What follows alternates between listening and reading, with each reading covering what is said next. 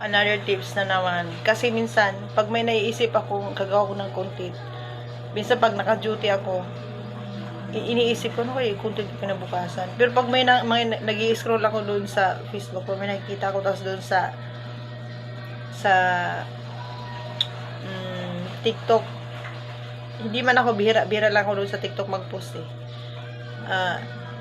Pag nag-i-scroll ako ng mga content creator, pwede mo namang gayahin yung, hindi talaga as in gaya yung mga content nila, yung parang kumuha ka lang ng ideya doon.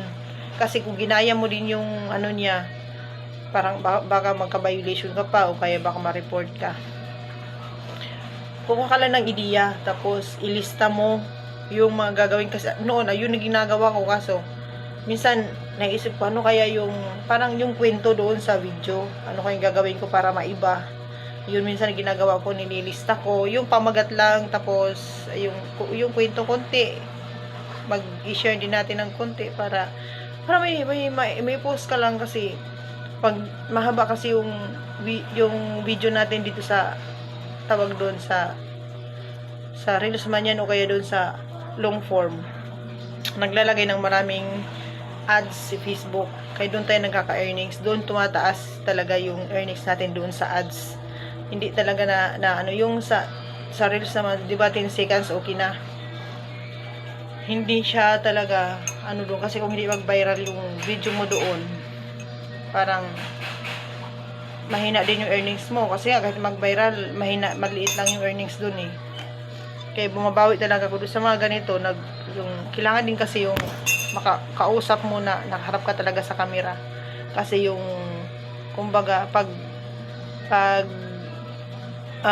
tawag dito, pag profile kasi yung gamit natin sa pag-content dito kay Facebook, si Facebook talaga nakapokus talaga sa'yo kung ikaw ba talaga yan.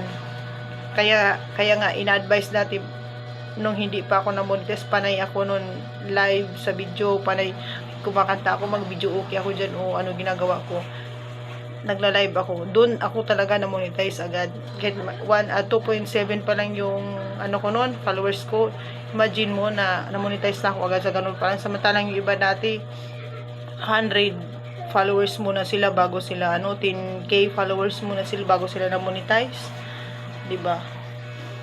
Yun na yung pag kayo gagawan, wala kayong maisip na content, pwede kayong doon, kumuha ng ideya doon sa mga kapwa nating content creator, tapos ibahin mo lang yung istorya mo para hindi ka ma-copyright o hindi ka ma-violation. Minsan ganun ginagawa ko, yung pagsasalita ko na to, minsan yung mga pamagat doon na nakukuha ko, nililista ko yan, tapos gagawan ko ng kwento, gagawan ko ng sarili kong ideya. Ganun ginagawa ko.